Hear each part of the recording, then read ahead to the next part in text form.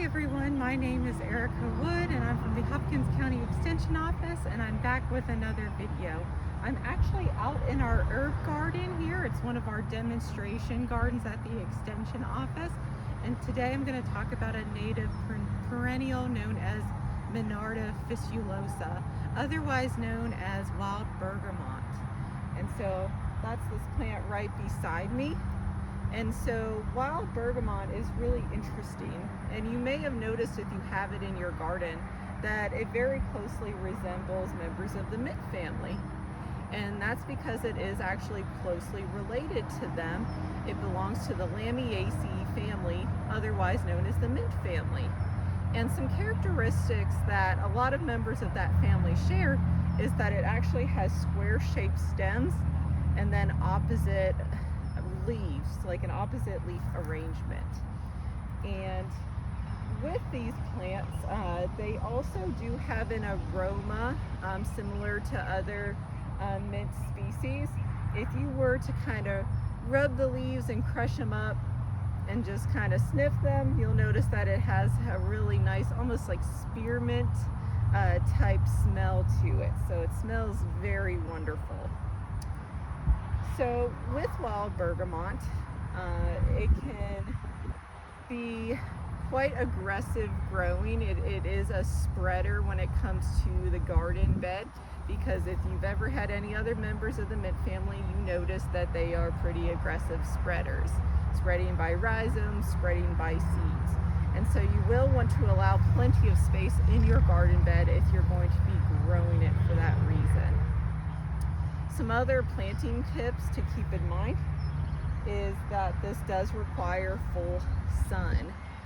Okay, usually if it's in a little too much shade, it tends to flop over or maybe not flower as well. So try to give it plenty of full sun all day long. Some other things to note: it can get quite tall, depending on if it's the true species or maybe a cultivar.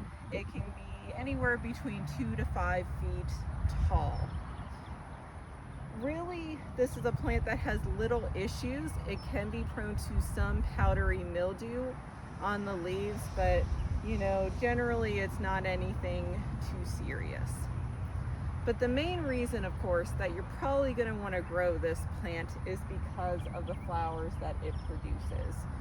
So it produces really spectacular, almost kind of like these flat pom-pom shaped clusters of these little tubular lavender pink flowers.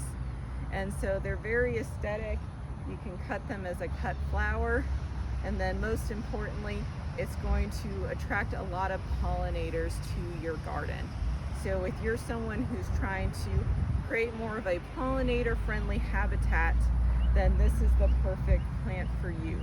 It is a very high nectar source for our butterflies, our bees, and our hummingbirds. They will flock to this plant. And some other positives too: this is generally a deer resistant plant. I say generally because for the most part, deer really don't mess with members of the mint family. They really don't like the oils and aromas that are kind of like secreted from the leaves of the plant. But of course, if the deer's hungry enough or curious enough, it may still munch on your plants. But for the most part, should be relatively deer resistant too. So overall, it's a really great addition to a garden bed, whether that's trying to create like a meadow, like a native meadow feature in your landscape, or maybe a cottagey feel, or just trying to create a pollinator friendly habitat.